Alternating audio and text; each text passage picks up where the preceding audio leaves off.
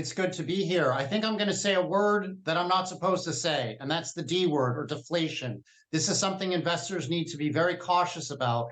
The economy here is bad. It's really bad. I've been in China for 27 years, and this is probably the lowest confidence level I've ever seen. So deflation is starting to wield its ugly head. Consumers are waiting for discounts. They're very nervous. So they're trading down from companies like Starbucks to a Luckin Coffee. They're trading down away from a Volkswagen to a BYD, and they're shopping on sites like Pinduoduo because they're looking for the cheapest possible prices, or they're even taking a wait and see attitude like in housing. They think housing prices might continue to drop. So even if there's pent up demand for housing, a lot of home buyers are telling us, we're not going to buy this month. We're not going to buy this quarter because we're scared prices are going to drop another couple percent in the coming months. So let's take a wait and see attitude. Deflation is a serious issue. I know the Chinese government doesn't want me saying it, but it's an issue that we need to be worried about. So I am kind of surprised that they kept the prime rates unchanged. It would have been nice if they had lowered them to try to get some stimulus into the country.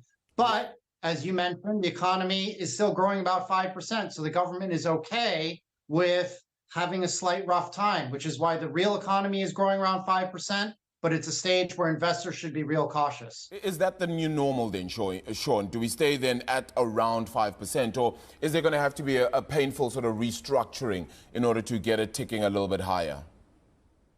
Yeah, so I think the Communist Party of China doesn't necessarily want a restructuring of the economy. They want a reform of society. So it's a much bigger picture. They want to create a fairer, more equitable society where the low income and the rich are all kind of earning sort of the same. They're taking a sharp shift towards socialism, which is why I don't think the government's going to launch a major stimulus. And so the new normal is going to be 4 or 5% growth over the next 3 to 5 years, because that's what Xi Jinping wants. He wants to get food on the plate of low income and middle income Chinese. He wants to give them access to education and to healthcare. That's his goal. It's hard to argue against it, right? Because it's not fair if there's the haves and the have-nots, but it means that it's going to be a difficult time for the top 10% of the wealthy, the real movers and the shakers, who are the ones that are pushing the economy, taking risks, starting new companies, becoming innovative. That 10% has lost the animal spirits.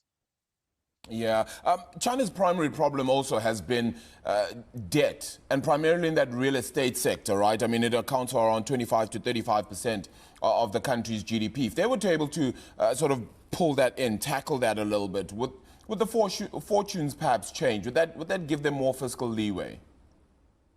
Yeah, sure. I think that's a great question. I think the biggest problem that China's sitting on is debt. Is not just real estate, but it's more in 2022. No business was done in the country. I was locked in my house in Shanghai for 3 months. At 1.34 million Chinese were locked in their homes because of zero COVID policies, which were meant to save lives and did, but they had the unintended consequences of not creating tax revenue for local governments. So the problem is right now, a lot of local governments just haven't had tax revenue over the last 4 years. So they've had to borrow more money. So they're too much in debt right now. I think you're going to deal with another 3 to 6 months minimum of a very painful economy as China restructures, or as China, transforms its economy towards a more slower growth, fairer society.